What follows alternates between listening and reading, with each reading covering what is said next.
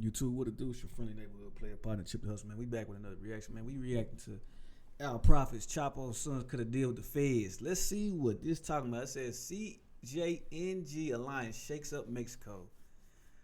Now you know just as much as I know.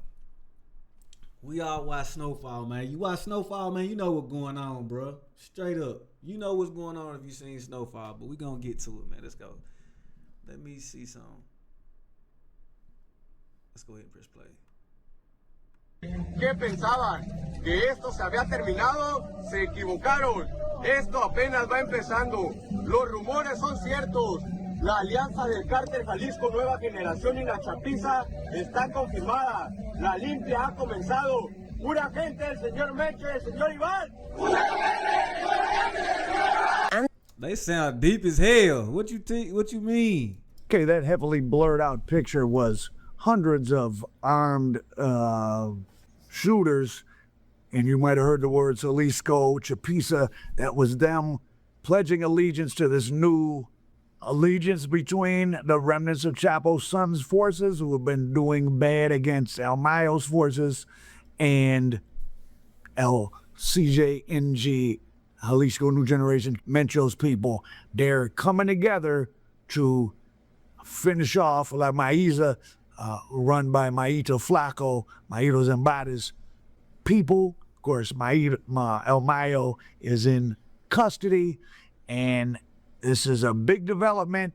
All right, now to the southern border, where a new report from the DEA indicates cartels are stealing oil and extorting mining firms, as a new alliance between a major cartel and the sons of El Chapo seems poised to disrupt the balance of power among the criminal cartels. Something else is going on. We're starting to see ties of different types of criminal activities of a big scope spilling over into the United States.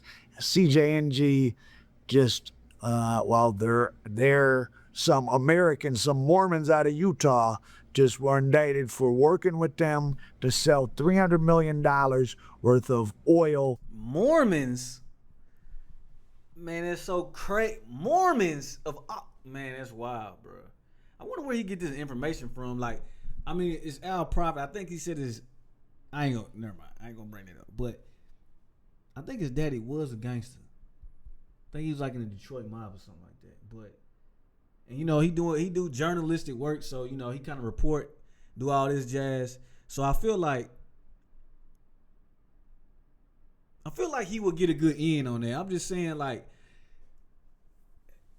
bro, how, like, if you extorting oil, bro, you got some sort of like end. You gotta have an end with somebody. It can't just be like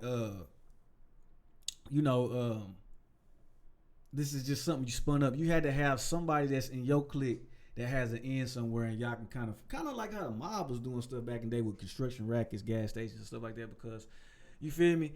If you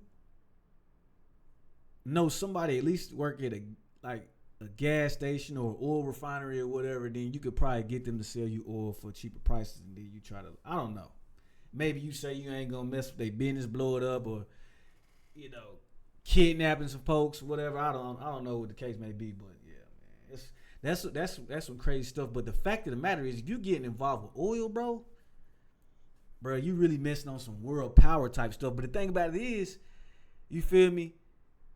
When you mess with oil, now you starting to get into politics, and it's gonna get real spooky. This when you get like, I ain't even gonna speak on that, but on the back end of it, basically, bro, you start to get a lot of people in your business when you start to mess with like oil and stuff like that, man. But the thing about it is, them people that this video is about, they strong enough to be able to do whatever they got to do. You know what I'm saying? Obviously, because if you talk about just all the stuff that was going on earlier this year, and they was talking about sending people down there and dealing with them and stuff like that, you got to be a formidable force in order to be able to do some shit like that. But I don't know. That's my opinion. The CJNG hijacked in Mexico. They sent it up to the U.S., and these Mormons were going to turn it into, well, process it through by saying it was waste material and sell it and launder or create $300 million in legal money in the U.S. banking system for Jalisco New Generation. So dangerous new developments. New at this noon hour, a wealthy Utah couple arrested in a multi-state raid with U.S. Marshals. The couple is accused of money laundering and smuggling oil into the U.S. from Mexican cartels valued at over $300 million. Don't forget to subscribe. Let's get Al Prophet to 1 million subscribers. Share this, like it, subscribe. Al Prophet, subscribe. According to our KSL tipster, the arrest happened Wednesday here at their $9 million, 26,000 square foot mansion in Sandy. In documents from the U.S. District Court in Texas, the couple wouldn't let marshals in. The tipster telling KSL, marshals then showed up with a battering ram. The indictment reveals James and Kelly and 2 of his sons, Max and Zachary, conspired to launder proceeds from sales of illegally imported crude oil. The payments for this crude oil were directed to businesses in Mexico that operate only through the permission of Mexican criminal organization. And that Okay, so what they was doing was, whoever the people in Utah are, they probably own a gas station, and they somehow got in contact with them people, and then basically backdooring, not going through the proper stamps, or not going through the proper phases of doing it the right way, like regulatory way. So they going backdoor, probably getting a cheaper deal from oil them folks stole that they middlemaning, and they trying to cipher it through them, and then in turn, they still probably selling whatever they gotta do. They selling whatever they selling at still market price, but they getting a better deal. Yeah, when you start messing with stuff like that, bro, like you really like you see what's going on. You see who in they business. So James Jensen was aware that the payments he made were going to these Mexican criminal organizations. The couple's arrest happening the same day as a raid on his company, Arroyo Terminals in Rio Hondo, Texas, near the Mexican border, being reported by multiple Texas. let me go back because they just told me exactly what. Mexican criminal organizations. The couple's arrest happening the same day as a raid on his company, Arroyo Terminals in Rio Hondo, Texas, near the Mexican border. So basically, what's probably gonna happen, honestly, is somebody then approached them. You feel me? Or it's probably been some sort of mutual like thing where they done got approached, or they done approached looking for better deals. Because at the end of the day, bro, business they trying to catch a better deal and try to figure out how to make more money to make themselves more insulated. And I'd assume that. Yeah, they found somebody that was willing to do whatever. Them folks was shaking people down, kidnapping folks, bribing folks, doing whatever they got, extorting people in order to get this oil. And then they was selling it to them at a way cheaper price, but it's offloading on their hand. They getting, look, 300 M's. They pay, because they getting it off their hands, and then they getting to these folks, and they selling at market price, and they getting rich as hell. And it's just rinse and repeat. And somebody somewhere, either it was a sting or somebody told on them. But yeah, bro, dangerous game, bro. Dangerous game. Being reported by multiple Texas news outlets. U.S. District Court ordering the Jensens to forfeit any money gained from the smuggle. You would never, like, bro, this is somebody that you hear me. This the dude that you go to work, you don't never see him, but he got somebody firing your ass because you came to work late 2 times. Yeah, that's just not becoming character, buddy. Like, that's just not what we want to represent here. Have a good day. Whole time you smuggling oil with them people across the border. Like, you would never know. And then this the type of dude, bro. Swear, this the type of dude that don't like his kids dating certain type of people, bro. Talking about all they criminals. And look what you doing. Look what you doing, bro. You would never expect, bro, at all, bro. Smuggled oil, including his company, this additional home listed for the family in Draper, as well as bank accounts, oil tankers, and new cars, totaling $300 to these Mexican criminals in Rio Hondo, Texas. His company, this ordering the Jensens to forfeit any money gained from the smuggled oil, including his company, this additional home listed for the family. Bro, he's not getting no jail time. He's not getting no jail time. Number one, he gonna tell. He gonna pay restitution. he might sit down for a year. He gonna go into hiding, and they gonna hit his pockets, bro. He gonna have to sell his company, or if he don't sell it, he gonna have to rename it.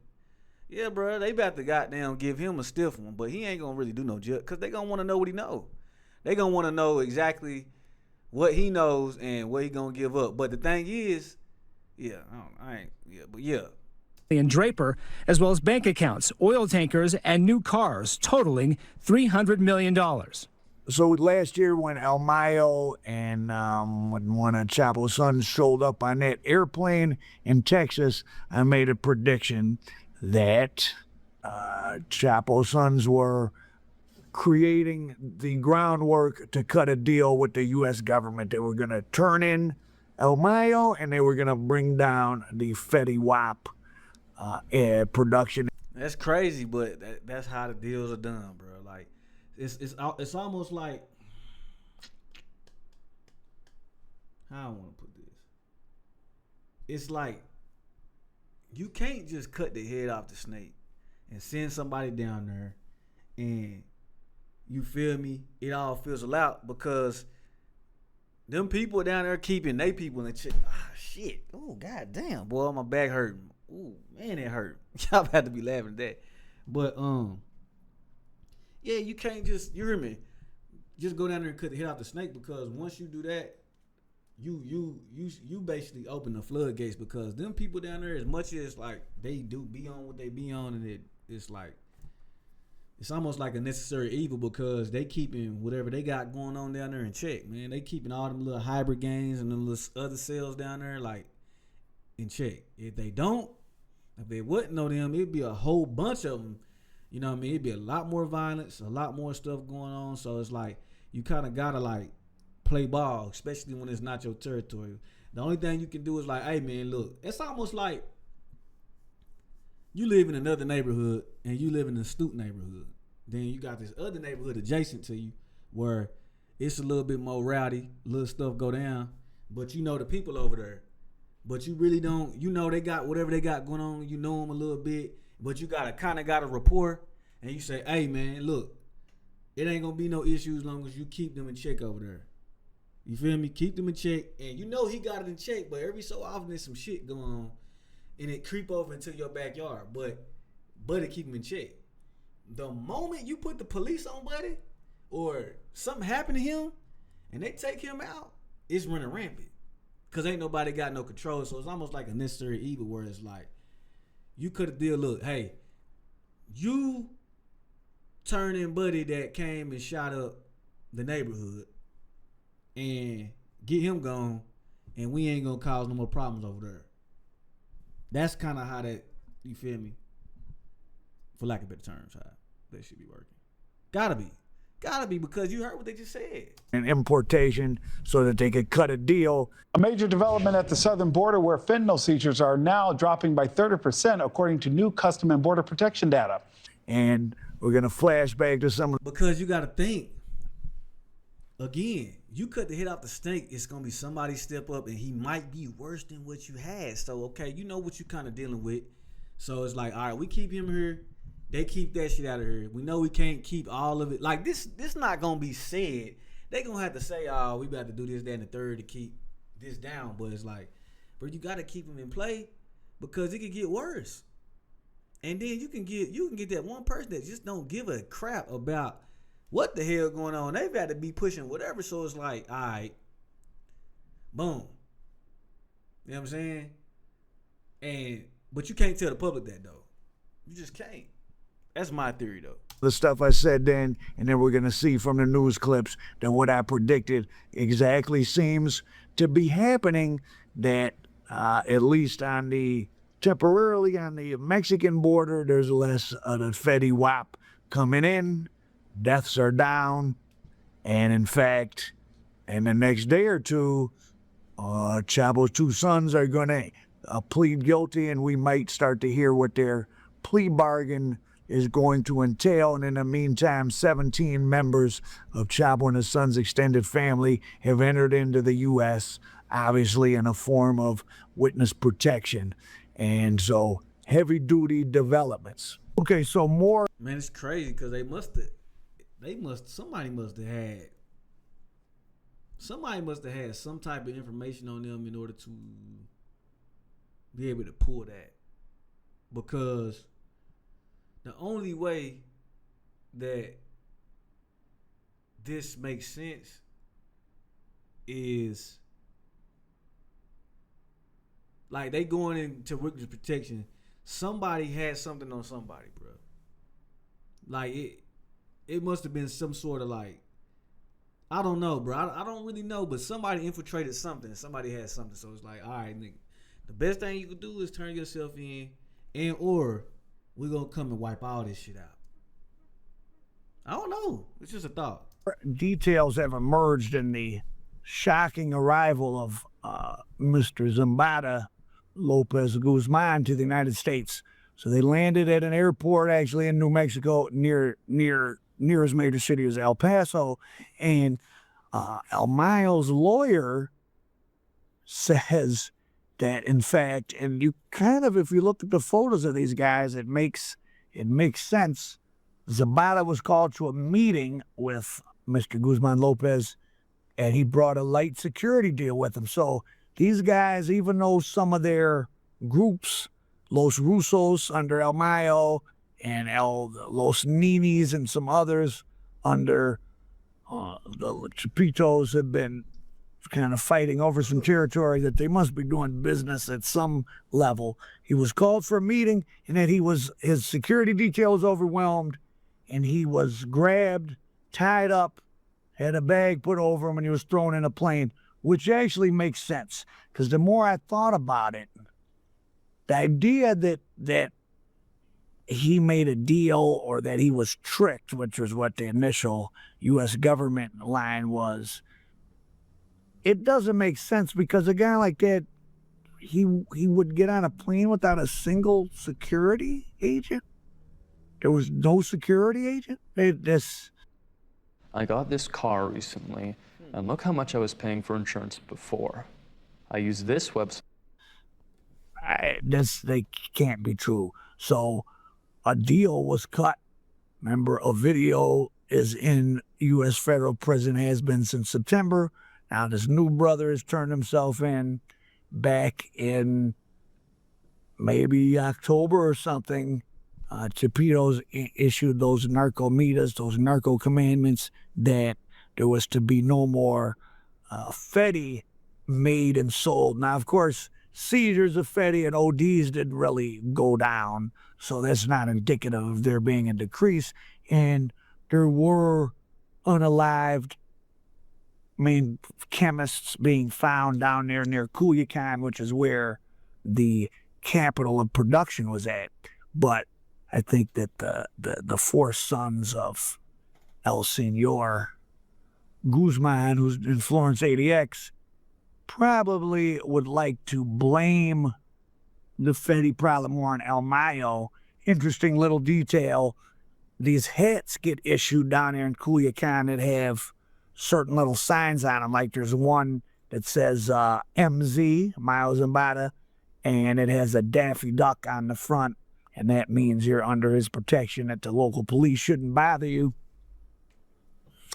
But remember, Vicente Zambada was one of the main witnesses against Senor Guzman in the trial back in 2018. So turnabout is fair play. One of Senor Guzman's sons captured him, grabbed him, tied him up, put a bag over his head. And again, if you look at the pictures of Mayo, he looks not like a guy that was expecting to be entering into custody. I know people are presenting the theory that he's sick and he turned himself in, but no way. It sounds likely that they KID napped him and delivered him to the U.S. And so maybe a formal deal wasn't. That's crazy. They whooped his ass, put him in there, and was like, look, you got to roll. So I wonder, like, I wonder what it's for, though. I know he's he trying to choose his words, so it's kind of hard for me to follow. Cut, but of course, an implicit deal will be cut. Look for Senor Guzman, who's been complaining about his living conditions in Florence ADX. He's been there for, 5 years now. Maybe it's time for he to step down to a max as opposed to that super max. Have a little more comfort. I don't think he's going to get out ever, but they can now say they got the two guys who are supposedly the heads of the federation centered around Culiacan. So from a U.S. law enforcement perspective, it makes for good news. You think of law enforcement as wanting to be helpful and do the right thing for the U.S. population. Their goal could be simply, we got to reduce the amount of Told you. I told you, because you're not gonna be able to eliminate it, man. You gotta just reduce it. You gotta control it. It's like anything else, man. Like, you can't reduce bullying. I mean, you can't completely end bullying. You can't end like shootings. You can't end racism, really. You can't end nothing. The only thing you could do is make it harder for people to do that shit, and put certain like doctrines in place to where, like, if you do it and we catch you, that's your ass. And on top of that, it's like everybody, like, because we are humans, bro, and everybody got different ideologies and how we go about stuff, and it's just a system in place that's always been in place to where, like, you're always gonna have certain type of people trying to, like, get ahead in certain ways, whatever that may mean to them. You gotta have some sort of, like, you gotta be able to have a rapport to kind of like control certain things, because shit it's always gonna, number one, shit always gonna roll downhill, but it's also always gonna go on. It's just depend on who you want to be the successor, and they might be worse than who was. So it's like, all right, the goal is to eradicate everything, but we know because money's involved, you probably can't. So let's just try to shake out the problem, people, and let's cut a deal with another bag. The enemy of my enemy is a friend. So let's go to him, backdoor buddy, knowing I'm not really cuz homie. It's just I need to use him to get what I need. Boom. Once we get buddy out, he can regulate everything, keep everything down, but it's always that one. And for that one, we're going to spank his ass every time he come across. But for now, we have something in place. It's temporary, but we got something in place to fix at least what we have right now. Because it's inevitable for dude. Something going to happen to you. He get killed or whatever, and somebody going to come up right behind him. But as long as they can stay strong and we can keep these people strong, they can control our problem, which is the Fetty, what he's speaking of. FENT flowing into the country. So if Mayo now is in custody and Chapitos decrease or turn way down the spigot of the FENT into the country, well, maybe if we see that this year, which would be good, they could make the claim, okay, listen, we've turned that down. Just last year, federal authorities on the southern border were seizing around 1,700 pounds of fentanyl per month. This year, that number has already dropped to 746 pounds. So that drop is already more than half in just 1 year. Now, this is coming as the Trump administration has made fentanyl trafficking a national security issue. Maybe they could cut a very sweet deal for a video, and this brother, I'm sure this brother didn't turn himself in if he thought he was going to do any more than maybe, seems like the limit of what these guys want to do is maybe 10 years or something. Tonight, NBC5 Investigates has learned that 17 members of El Chapo's family have defected here to the U.S. Now, several law enforcement sources have told our investigative reporter, Chuck Gowdy, that this unusual arrangement is all part of a plea deal in Chicago involving one of the drug lord's sons.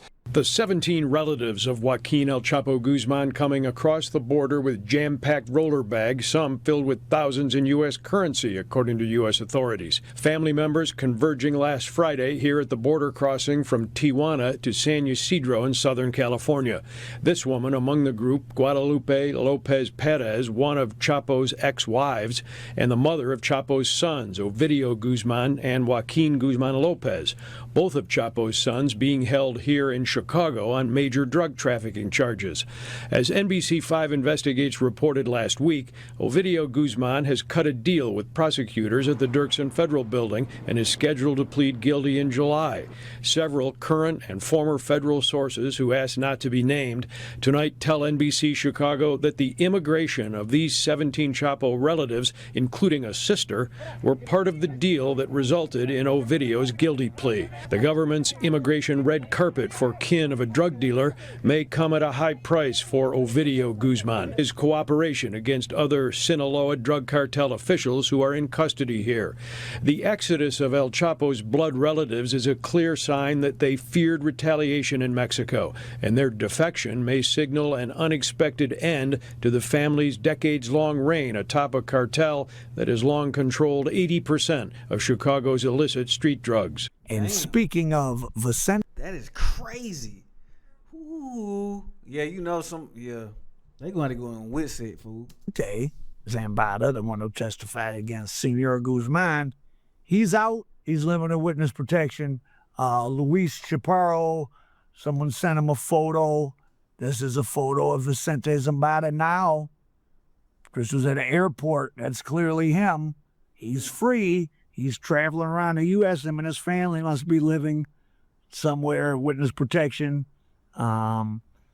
So, you know, he got his reward. I mean, he had to do about 11 years. He turned in $1.2 billion. I'm sure he had a little bit of money. I'm telling you, bro, they gonna hit that pocket, gang. They gonna cut you a deal. They like, look, this is the best we can do. You like, you know what I'm saying? Bruh. Oh my, but the thing is, bro, you just never, see the thing is, like doing something like that and then being Hispanic, bro, and it's Hispanics all over the country, bro, they know who you are.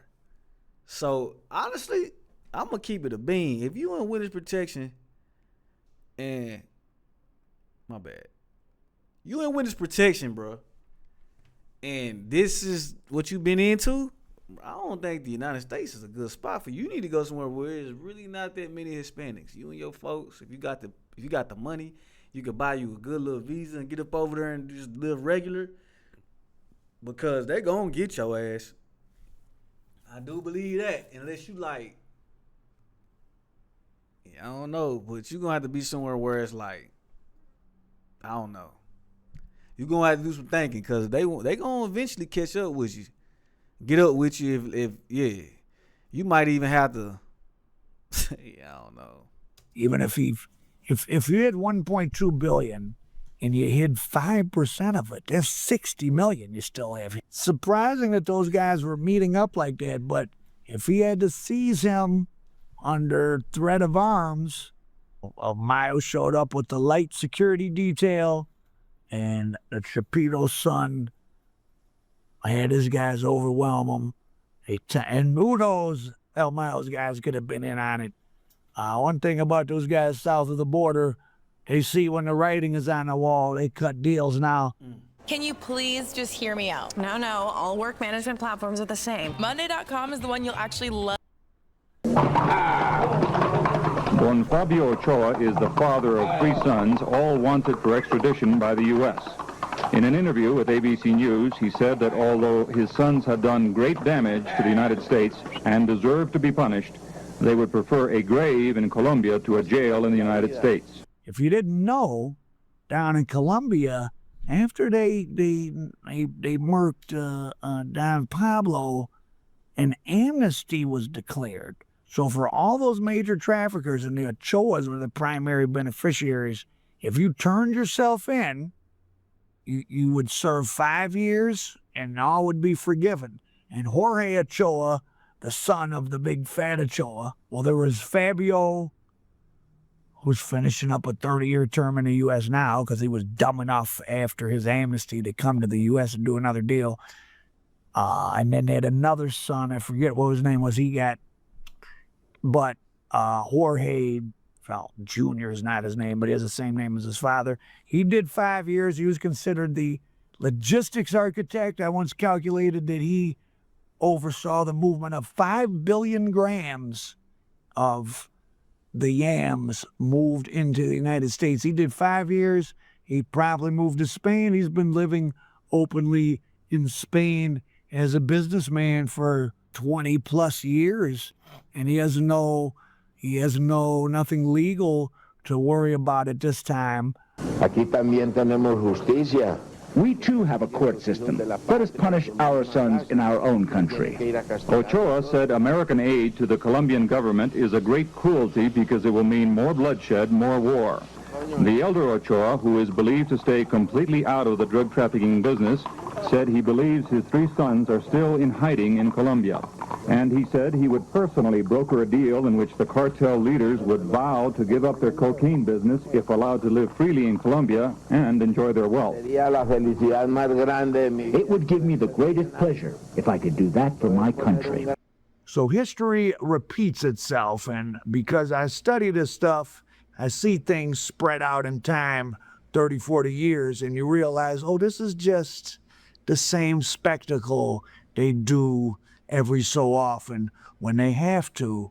And the Ochoa family, who was even more so at the center of the Colombian business back there in the 70s, 80s, into the 90s when they dominated things, they came out really well. The old man, the big fat one, Jorge, he didn't serve a day in jail. He had 3 sons. One did lose his life. The other 2 were part of amnesties where they served a mere 5 years and kept their money. The drug money brought wealth to some here in Medellin and added to its growing skyline.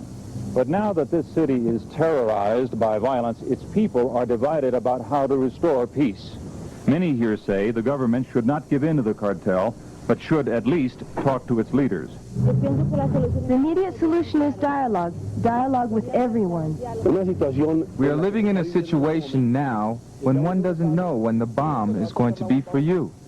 One of the reasons why people here have mixed feelings about the cartel is because some benefit from drug money. This housing project for the poor in Medellin was built by one of the drug kingpins. So the Chapitos could be trying to cut this type of deal. Be interesting if we see the tap of the Fetty Wap get turned down. Jeff, the numbers show that in 2024, nationwide overdose deaths fell by nearly 30,000 from the year before. That's a drop of about 27%.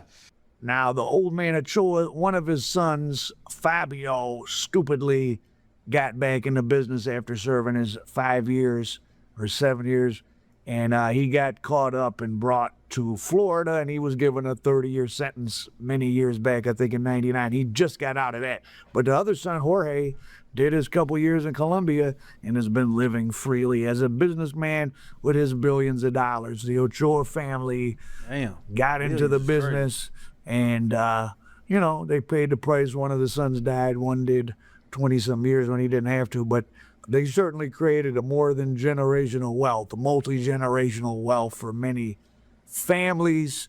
And I'm going to end you, like I started you, with some footage of a bunch of men, with some men with guns that have to be blurred out. In the beginning, it was people from CJNG and ChipThaHustla pledging allegiance to this new alliance.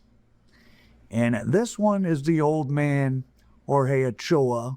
The only time he ever went to court, he was heard. The courts were looking for him, so he showed up to the court with 4 guys with automatic machine guns. And I'm going to blur this out too, but he walked into court, went to the judge's chamber, said, I wonder why he's blurring it out, though. Heard you're looking for me. This is one of the last times a big cartel boss, Fabio Ochoa, was called in for questioning. Ochoa showed up at the Bogota courthouse surrounded by 4 bodyguards carrying machine guns. And they went unchallenged right into the judge's chambers. Ochoa was quickly released and no charges were ever brought. The judge said, oh, well, I guess there was some misunderstanding, and he walked out in that brief time in the judge's chambers. Was the only time the father of the three main architects of the Colombian business, I mean, there were many, but probably the biggest family in it of all, the only time he set foot even in a court is when he showed up with his own gunmen. And so think about what I predicted, and it's happening. They're making a public spectacle of bringing down the Fetty Wap. They're moving into other businesses, the oil with the Mormon family. If they caught that, imagine what type of stuff else is going on. I just did a story about the wildlife trafficking with the Mexican and Chinese criminal groups. A lot of important people here say the days of fighting the drug bosses in Colombia are over, that Colombia has paid just too high a price. There has been so much bloodshed, so much killing, that the Colombians are numb. No one is safe. The Attorney General was murdered in January when he went to Medellin to investigate the cartel. And when the Attorney General was buried, the president of the country did not come, reportedly because he feared for his own life. And now the new Attorney General says Colombia should not make war on the drug cartel, it should make peace with the cartel by simply legalizing the cocaine business. In fact, it's been years since the big drug bosses here have had much to fear from Colombian judges or prosecutors. Colombia's economy was permanently changed by the amount of money that went in there in the 70s, 80s, and 90s. And global coca production is at an all-time high now. It's just that Western Europe now is the biggest market. U.S. is still a big market, but we take all these other things that are being produced, and our tastes have grown to include other things than yayo. But history repeats itself. The more things change, the more they stay the same.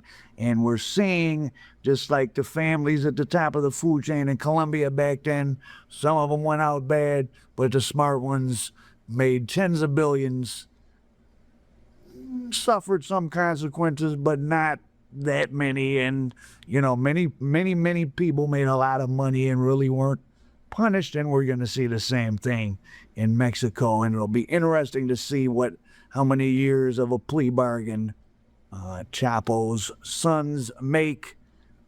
We're seeing the Fetty deaths fall, the Fetty seizures fall. Trump will be able to take credit for it, but you know, they brought down, you know, they made it seem like they had fixed America's drug problem with the fall of Don Escobar back in the day. And of course, things are much worse now. So just think about if you're having a Chapiza cutting this deal to turn in Mayo and whatever else is going on. Meanwhile, they're... Yeah, that's all. It's crazy, man. But, you know, all that's to be expected, bro. At the end of the day, man, I feel like it's a hard way to stop all that, man. You just got to keep on. But I do know, just like with anything else, if you got a high school and it's a bully there and you beat up him and he goes somewhere else, another one gonna rise. He could be worse or he could be a little chill. But I think they gotta just you gotta kind of play it a certain way, man, because it's always gonna be something. Always.